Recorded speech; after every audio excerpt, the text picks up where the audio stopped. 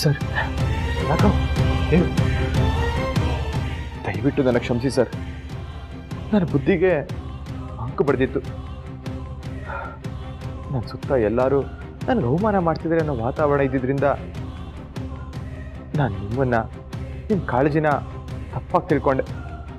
ದಯವಿಟ್ಟು ನನಗೆ ಕ್ಷಮಿಸಿ ಸರ್.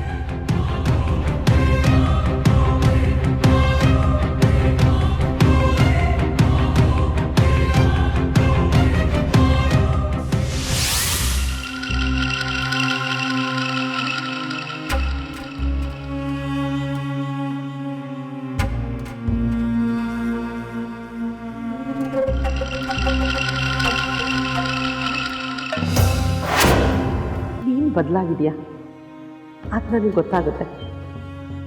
ಯಾವುದೋ ಪ್ರಾಜೆಕ್ಟ್ ವಿಷಯ ಇಟ್ಕೊಂಡು ರಾಘವನ್ನ ನಿನ್ನ ಹತ್ರ ಬರೋ ಹಾಗೆ ಮಾಡ್ಕೊಂಡಿದ್ಯಾ. ಇದು ಸುಳ್ಳು ಅಂತ ಗೊತ್ತಾದರೆ ಅವ್ರು ನಿನ್ನ ಸುಮ್ಮನೆ ಬಿಡ್ತಾರ ಹೇಳು?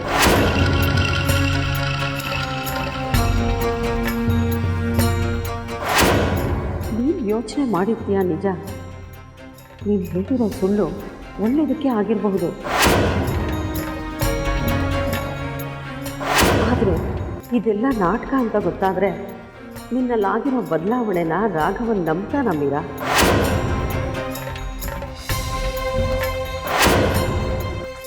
ರಾಘವ್ಗೇನಾದ್ರೂ ನಿಜ ಗೊತ್ತಾಗಿರುತ್ತಾ?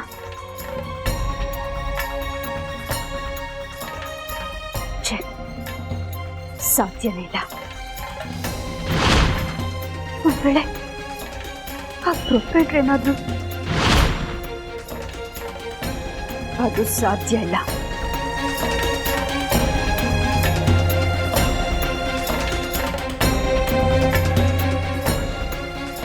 ಯಾಕಂದ್ರೆ ಅವನಿಗೆ ಭಯ ಇದ್ದೇ ಇರುತ್ತೆ.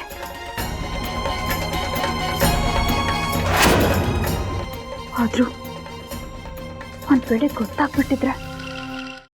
ಕೈಮಾ ಲಿವರ್ ಚಕ್ಕಣ ಮಾಡುವ ವಿಧಾನ: ಒಂದು ಬಾಣಲಿಗೆ ಎಣ್ಣೆ, ಈರುಳ್ಳಿ ಹಾಕಿ ಹುರಿದು ಶುಂಠಿ ಬೆಳ್ಳುಳ್ಳಿ ಪೇಸ್ಟ್, ಅರಿಶಿನ, ಪುದೀನ, ಕೊತ್ತಂಬರಿ ಸೊಪ್ಪು, ಲಿವರ್, ನೀರು, ಬೇಯಿಸಿದ ಕೈಮಾ, ಟೊಮ್ಯಾಟೊ ಪ್ಯೂರಿ, ಗರಂ ಮಸಾಲ, ತುಪ್ಪ ಮುಚ್ಚಳ ಮುಚ್ಚಿ ಬೇಯಿಸಿ. ಈಗ ಕೈಮಾ ಲಿವರ್ ಚಾಕಣ ಸವಿಯಲು ಸಿದ್ಧ. ನಮ್ಮ ಇವತ್ತಿನ ಕಾರ್ಯಕ್ರಮದಲ್ಲಿ GFC ಖ್ಯಾತಿಯ ಕೃಷ್ಣಪ್ಪನವರು ಒಳ್ಳೆ ಚಾಕ್ನವನ್ನ ಮಾಡಿ ಕೊಟ್ಟಿದ್ದಾರೆ. ಹೆಂಗಿದೆ ಅಂತ ಎಲ್ಲ ಹೇಳಕ್ಕಾಗಲ್ಲ, ನೀವು ಮಾಡ್ಕೊಂಡ್ರೆ.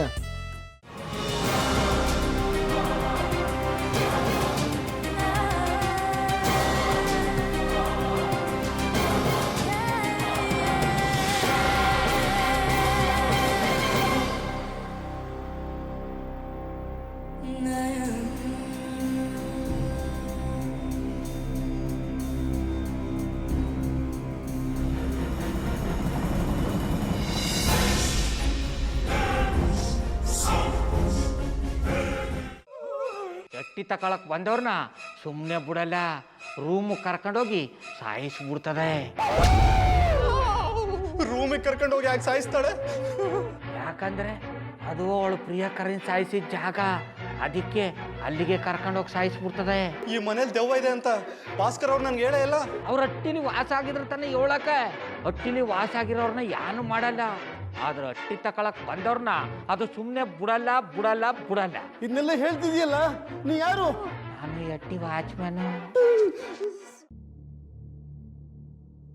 ನಾನು ಅರ್ಜೆಂಟಾಗಿ ರಾಮನಗರ ಹೋಗ್ಬೇಕು. ನೀನು ವೆಹಿಕಲ್ ಕಳಿಸ್ತೀಯಾ? ಅಷ್ಟೇ ತಾನೇ. ಎಷ್ಟು ಗಂಟೆಗೆ ಅಂತ ಹೇಳಿ ಕಳಿಸ್ತೀನಿ. ಮೊನ್ನೆ ಯಾರೊಬ್ರನ್ನ ಕಳಿಸಿದ್ಯಲ್ಲ, ಅವನೇ ಕಳಿಸು, ಚೆನ್ನಾಗಿ ಓಡಿಸ್ತಾನ ಅವನು. ಮೊನ್ನೆನಾ?